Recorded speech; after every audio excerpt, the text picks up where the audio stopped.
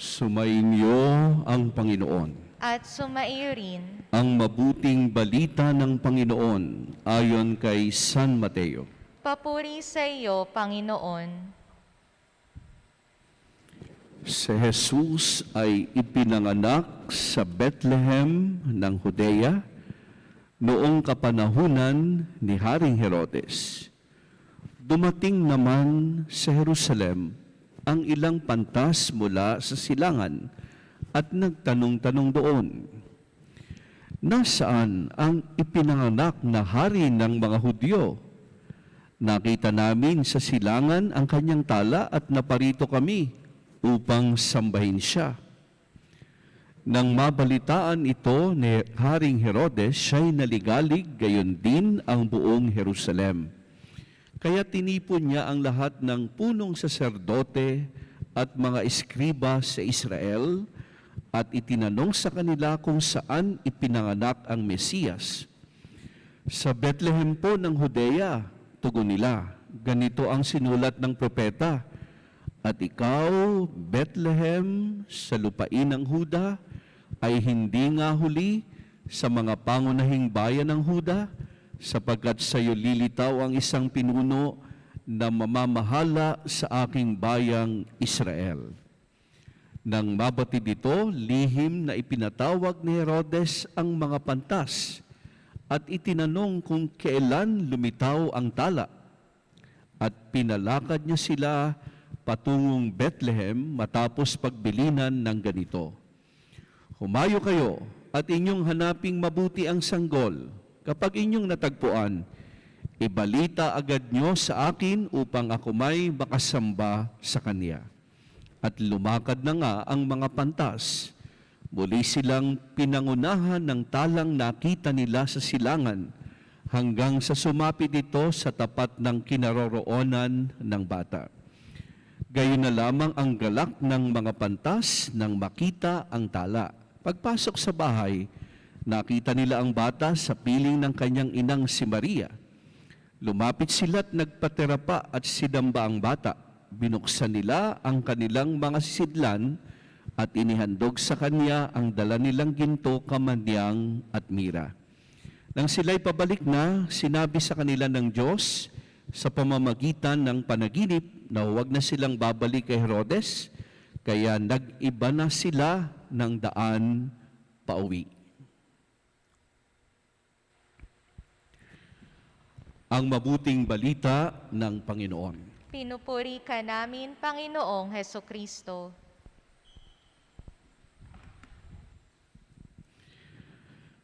Magandang umaga po sa inyong lahat. Morning. Magandang umaga po, Father.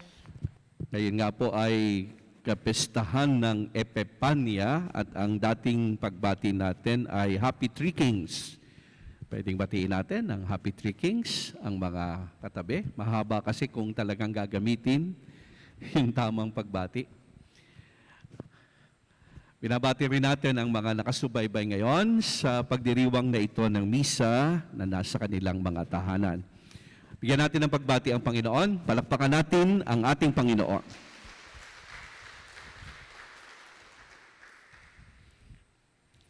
So, inaalala nga po natin ngayon ang kwento, ang isa sa kwento ng Pasko, ang naging pagbisita ng mga pantas sa bagong silang na Mesiyas. At kung nung kahapon, nung Pasko, ang kwento ay ang pagpunta ng mga pastol na ginabayan ng anghel, binalita sa kanila ng anghel. Ngayon naman, ang gumabay sa mga pantas ay tala. At kung nung Pasko, mapayapa yung gabi, silent night, ika nga, no? Ngayon naman, ang background naman nito ay tila magulo kasi andun yung hari na parang gustong patayin yung sanggol. Kaya medyo may twist ng konti sa kwento ng Pasko na ngayon ay ating pagninilayan. At ang pamagat nga po na naisip ko para sa ating pagninilay, wow, it's magic. It's magic. Talagang namang parang magic. Ano po?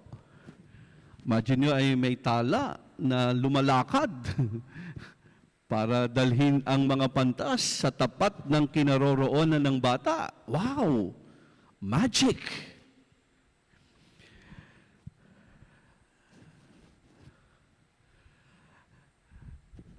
Nung ako po'y lumalaking bata, mahilig akong manood ng mga magic, ng mga magikero. Kapag piyesta sa aming bayan, inaabangan ko yung perya. Noon kasi parang, ayun, hindi nagaanong pinupuntahan yung mga perya, pero noon yun ang puntahan namin sa plaza.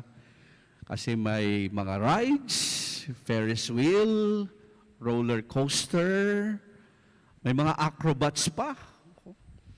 Kaya ang saya-saya lagi noon sa bayan namin pag magpipiesta. Merong ruleta ng mga daga. Tumataya pa ako dun sa ruleta ng mga daga. Paikutin yung ruleta. At pagkatapos ilalagay yung daga kung saan huminto yung daga, yun ang mananalo. Ewan ko kung may ganun pa ngayon. Ano? At isa rin sa aking pinapanood yung mga magikero. Ako talaga naman, ako'y,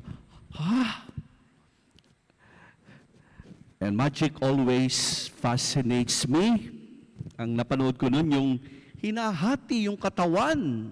Diyos ko, nasa harapan pa naman ako nung entablado, hinati yung katawan ng babae, tas pinaghiwalay. At pagkatapos, binalik uli at buo pa rin. Yan ang mga magic doon. At saka yung isa, yung bulaklak tinakpan ng panyong puti. Pagtanggal ng puting panyo, kalapati na. Yan yung mga magic. Pero nung 2010, nagkaroon ng palabas sa TV5. Ang pamagat ay Magic Gimmick. Nako, binisto yung lahat ng mga, kung napanood nyo yun, binisto kung paano ginagawa yung mga magic tricks. Marami tuloy na walang, mga magikero na wala ng trabaho, bistado na kayo. At ako naman parang, yung pala'y ganun lamang, wala naman talaga palang magic. At yun, parang maraming nainis dun sa palabas na yun. Kaganda-ganda, napapanganga ka pag may magic Ngayon parang, pinuputol, hindi naman totoo yan. Pero kahit na naging ganon, ginagamit pa rin natin yung salitang magic para sa mga unexplained experiences.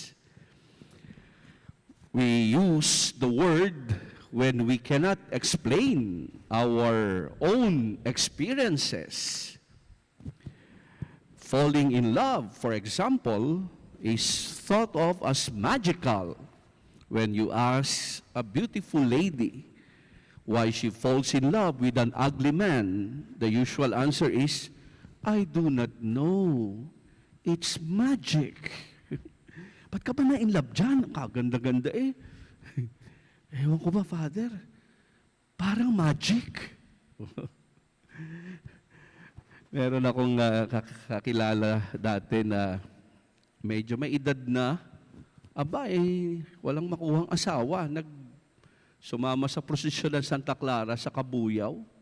Habang nagpo-prosesyon, may nakadikit na binata. Naghahanap din pala ng asawa. Naku, nung magkatama ang mata,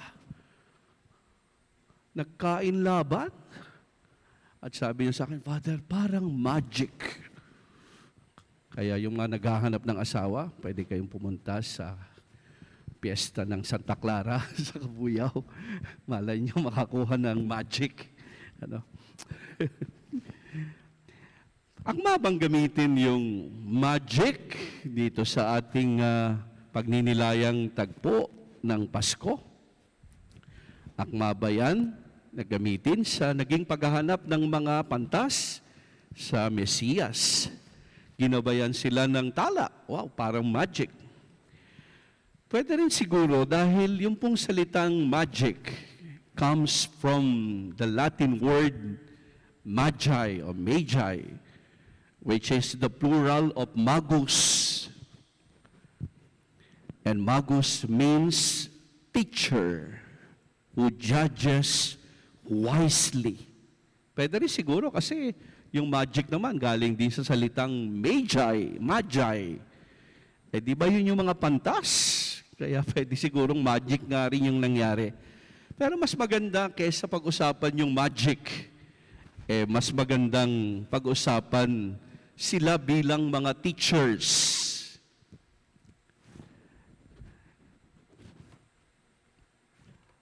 Ang salita nating magistrate, maestrado, also comes from magus, which means teacher of the law, which has the ability to judge. Kaya ang tawag natin sa mga ang tawag natin sa Korte Suprema, yung mga naggumagawa ng desisyon, tawag natin ay mga maestrado, teachers of law, dalubhasa sa batas. Tawag natin sa Chief Justice, punong maestrado. Kasi sila ang nagpapasya kung ito ba'y ayon sa batas o hindi. Kasi dalubhasa sila, alam nila. Just the same, the word magisterium pertains to the teaching office of the church. Tayo sa ating simbahan ay may mahisteryo. Ito naman ang nagpapaliwanag ng turo ng ating nagbibigay ng opisyal na paliwanag sa turo ng ating simbahan. Kaya meron tayong magisterium, binubuo ng Santo Papa at mga obispo, the teaching office of the church, para maglabas ng opisyal na paliwanag. Ang nagsasalita ay ang ating magisterium. Kaya, kesa pag-usapan yung magic, gusto kong pag-usapan yung magandang meaning ng magus. At sila nga, marami silang aral. And so the magi in our gospel are teachers who could judge wisely. Kaya sa tingin ko, mas magandang pag-usapan sila na parang mga teachers. Marami kasi tayong learnings sa naging journey ng mga pantas sa paghahanap nila sa Niño Jesus. Kaya yung tanong what do these magi teach us when they did not say or write words of wisdom? Ano naman ang matututunan natin? Wala naman silang sinabing words of wisdom. Wala naman silang salita na, wow, yan ang teachings.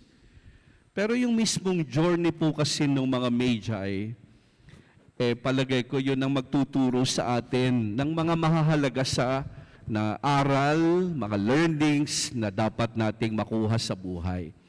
Kaya, by doing these ordinary things, lie the wisdom of the magi. They were teachers of life. Kaya pag ating pinagnilayan yung naging journey nila, maraming aral tayo, mga learnings tayong makukuha mula sa kanila. Magbabanggit lang po ako ng 3 mga learnings na makukuha tayo sa naging journey ng mga magi. Una ay ang kanilang pagiging goal-oriented. Ang kanilang pagiging goal-oriented. Alam natin na sa buhay napakahalaga na mayroon tayong goal. Mayroon tayong layunin. Hinahanap natin ang layunin ng buhay. At mahalaga na ang hinahanap nating layunin ay yung mas mahalaga, yung mas essential. Marami kasing mga layunin ng buhay natin, pero minsan ang pinag-uukulan natin ng pansin, yun namang hindi masyadong mahalaga. Pero sa kwento ng mga magi, nakakita sila ng parang layunin dahil nakakita sila ng tala at hinanap nila ang kahulugan ng talang yon. The star was not their goal, but a mere sign of what they want to achieve. At ano yung naging layunin nila? Sino yung naglagay ng talang yan? Nakakaiba sa ibang tala, diyan sa langit. To find that someone who put the star up in the sky. Kaya nagnilay sila, bakit yung talang yon kakaiba sa mga tala? Ang dami-daming tala, pero bakit iba ito? Anong pahiwatig nito? Sinong naglagay ng talang yan? Anong kahulugan yan?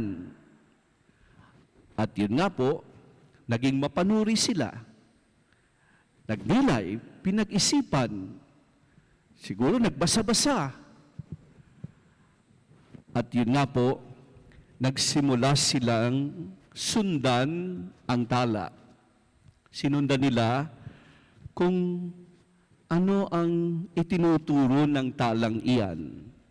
Kaya gumawa sila ng journey para hanapin ang kahulugan ng paglitaw ng tala. At ang swerte naman ng mga Magi, sa paghahanap nila ng lalong mahalaga, itong talang ito, ang nahanap nila ay ang Diyos.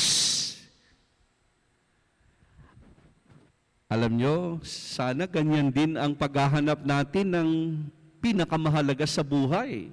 Sana sa paghahanap natin ng tunay na layunin ng buhay, matulad tayo sa mga Magi, ang nahanap ay ang Diyos. Kaya marami, sabi ko kanina, maraming mga goals ang buhay, pero piliin natin yung pinakamahalaga. At sana sa paghahanap natin ng tunay na layunin, ang Diyos ang mahanap natin. Kaya yan ang unang magandang ipinakita ng mga Magi. They were goal-oriented. They seek the essential. At sa paghahanap nila ng pinakamahalaga, swerte sila, ang nahanap nila ay ang Diyos. Yan yung unang learning na makukuha natin sa mga teachers na ito, sa mga Magi na ito. Puntahan natin yung pangalawa. Ako, isang magandang learning din ito ng buhay. Ang pagkakaroon palagi ng persevering attitude. Pag naghahanap ka ng layunin, dapat ay may pagtitiyaga, may pagsasakripisyo, may pagsisikap, at hindi pagsuko. Dami tayong mga examples dito, mga kilalang tao. Halimbawa, ang ating 2015 Miss Universe, si Pia Wurtzbach. Bago siya naging Miss Universe, nakatatlo munang sali sa Binibining Pilipinas. Sa pangatlo, siguro nung una, nasaktan siya, hindi siya nanalo, pero hindi siya sumuko. Lumaban uli sa Binibining Pilipinas. Sa pangatlo, nanalo. At yun ang nagdala sa kanya sa Miss Universe. Si Heidelin Diaz, ang kauna-unahang Olympic medalist natin, matindi rin ang pinagdaanan, matinding mga buhat, pero hindi sumuko, hindi tumalikod, nagtiyaga, nagsakripisyo. At yan yung mga Magi. It was a long journey, and yet they persevered. So if you want to reach your unreachable star, you will have to persevere. Kaya magandang learning ito sa buhay. Kung meron kang inaasam, kailangan mo na mag-persevere. You go for it, sabi nga. And that's the magic of having a goal that twinkles. It moves us. Kaya sana yan yung isang layunin ng buhay. Hanapin ang ating goal, ang ating misyon. At sana sa paghahanap, dalhin din tayo sa Diyos. May magandang awit si Frank Sinatra na akmang-akma dito. Ang pamagat ay The Impossible Dream. Sasampulan ko kayo ngayong umaga, total Di naman yata uulan. Narinig kong kinanta ito sa isang videoke, lasing na yata, at sabi niya, to dream the impossible, dream, to fight the unbeatable, pwede rin naman, ano? To bear the unbearable sorrow, to run where the brave dare not go. Pero yung gusto ko dito, may kopya pala ako, sorry. So yung mga susunod na stanza, to right the unrightable wrong, to love pure and chaste from afar, to try when your arms are too weary, to reach the unreachable star. Pero yung gusto ko dito yung linyang ito. This is my quest to follow that star, no matter how hopeless, no matter how far, to fight for the right without question or pose, to be willing to march into hell for a heavenly cause. Wala ba kayong mga kabay? Tulog na yata kayo. Bira lang po. Pero gusto ko yung linyang yan, ano? To fight without question or pause. Di ako hihinto. To be willing to march into hell for a heavenly cause. Matindi yun, no? Ano man pagdaanan ko, kahit parang impyerno, gagawin ko for a heavenly cause. Oh, ganda, no? Kaya nga, yan yung second learning, ano? If you want to reach your unreachable star, you will have to persevere. Yan yung tinuturo ng mga magi, ng mga teachers. Puntahan ko yung pangatlo. At nang mahanap nila ang goal. Yun pala. Meron palang sumilang na bagong hari. Ang ganda ng description, ano? Nang umuwi na sila, they took the new horse. They took the new horse. Nag-iba na sila ng daan. Hindi na sila dumaan kay Herodes na may masamang balak sa Niño Jesus. Taking the new course. Alam nyo, sa buhay, ganyan din naman ang nangyayari, no? Pag nakahanap na tayo ng essential, nag-iiba na dapat ang daan natin. May kaibigan ako, nung binata siya, babaero, barkada, nang magpasya siyang mag-asawa, nag-iba ng daan. Hindi na nagbarkada kasi mas mahalaga yung pamilya. Hindi na sabi niya sa barkada, paminsan-minsan na lang ha, kasi kawawa naman yung misis ko, laging solo sa tahanan, may mga anak na ako ngayon. Nag-iba na ng daan. Ganun pala yun, pag nahanap mo yung lalong mahalaga, dapat nag-iiba ng daan. At kung nahanap mo ang Diyos, hindi ka na pabalik-balik sa Herodes. Minsan kasi natagpuan na natin ng Diyos, pabalik-balik pa rin sa Herodes ng buhay natin. Kaya ang ganda ng learning na pinakita ng mga magi. Nang mahanap nila yung essential, nag-iba na sila ng direksyon ng buhay. Nang mahanap nila ang Diyos, nag-iba na sila ng direksyon ng buhay. The magi were teachers. The magi, the wise teachers, have taught us to look for the star, the most essential in life, to go for it, perseverance, persevering attitude, and take a new course. Yan ang mga magagandang learnings ng buhay na pinakita ng mga magi. Tapusin ko po gusto kong dugsungan yung kwento. Paano kaya pag-uwi nila? Pag uwi na nila sa kanilang lugar, siyempre po, sasalubungin sila ng mga marites. Usong-uso ngayon ng mga marites. Siyempre, gumawa tayo ng parang, tawag dito, dugsungan natin. Siyempre, may mga marites na sasalubong. Uy, saan kayo galing? Mahabang kwento, sabi nila. Saan nga? Siyempre, mga marites, makukulit yan hindi yan papayag ng ganung sagot. May nakita kaming tala. Sinundan namin, dinala kami dito. Dinala kami sa Bethlehem. May sumilang na tagapagligtas. At siyempre, mga marites yan, may follow-up questions yan. How did it happen? Paano nangyari? Basta, may talang lumitaw. We do not know. We just felt it. At sasabihin ng mga marites, oh, it's magic. It's magic. And the wise men would say, no, it's faith. And the mariteses believe them too. Yan yung magandang version ng mga marites.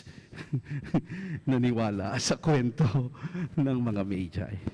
Siguro mga kapatid, sa araw na ito, mayroon ka bang ganyang kwento na nangyari sa buhay mo? Naghahanap ka ng goal? Tapos ang nahanap mo sa paghahanap mo ng lalong mahalaga sa buhay, nahanap mo rin ng Diyos. Pag ganyan ang kwento mo, yan yung kwento ng mga Magi.